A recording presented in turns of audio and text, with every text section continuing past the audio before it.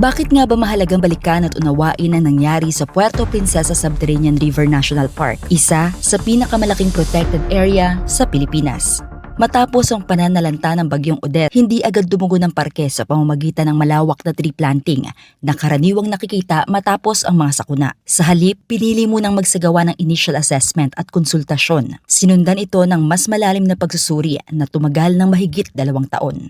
Ayon kay Nevong Puna, biologist ng Puerto Princesa Subterranean River National Park, malinaw sa unang assessment ang lawak ng pinsala. May mga lugar na halos walang natirang mother trees. Sa ganitong kalagayan, hindi sapat ang natural regeneration lamang.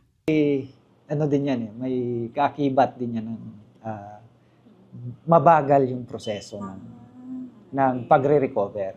So, kailangan ng tulong ng forest para mapabilis natin ang recovery. Kasi or else yung mga opportunistic species, sila yung mag-proliferate doon sa area.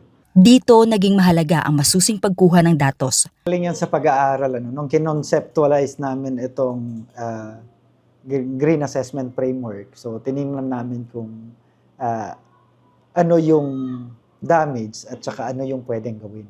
Kasi ang mapa kasi unang-una picture yan, di ba? So kailangan mo ng verification na on the ground. So ground validation kung tama ba yung pag-a-analyze ng mapa.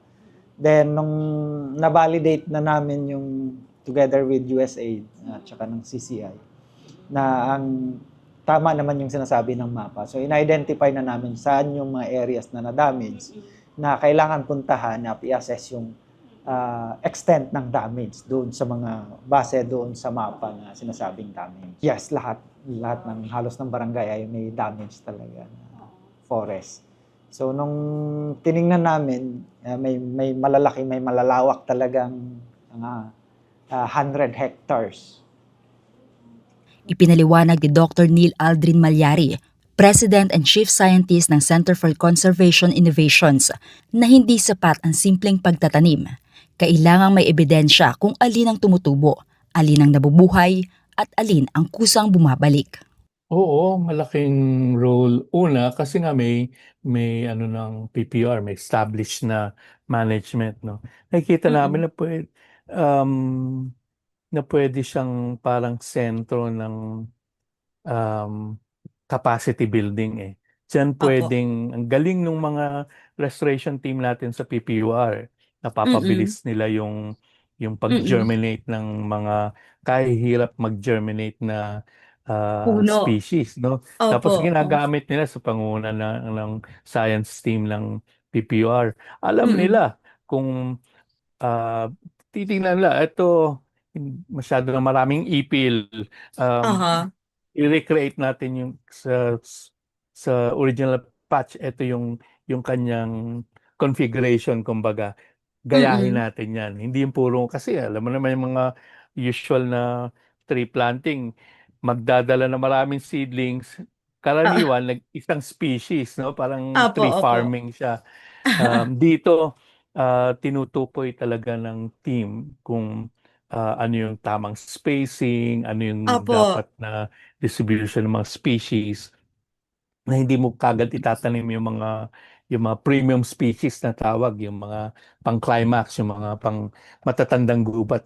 Unahin mo yung mga pang tawag dito, yung mga magbibigay ng shade sa mga seedlings para mabuhay siya, no? Sa ilang assisted regeneration sites, ipinakita ng monitoring na mas marami ang natural na punla kaysa sa mga itinanim. Sa iba naman, malinaw na kinakailangan ng aktibong interbensyon dahil sa tindi ng pinsala. Hindi pare-pareho ang kondisyon at pangangailangan ng bawat bahagi ng parke. May mga lugar na pwedeng bigyan ng panahon para bumawi ng kusa. May mga lugar na kailangang tulungan agad. Ito ang ipinakita ng ebidensya matapos ang Odette. Ang pagbawi ng gubat ay hindi minamadali. Ito ay pinag-aaralan, sinusukat, at inaayon sa kung ano ang kaya at kailangan ng kalikasan. Ang assumption kasi namin, after 10 years, medyo napatatag na natin yung it can regenerate on its own, kasi 'di ba ang nature naman has has its own Yes way po. of achieving homeostasis ang tawag nila o yung Opo. equilibrium.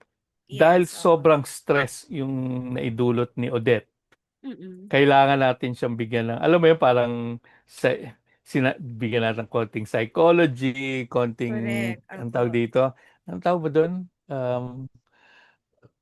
Therapy, parang ganyan. At yun ang Opo. ginagawa. Ina-assist natin yung nature to heal Yes. its own.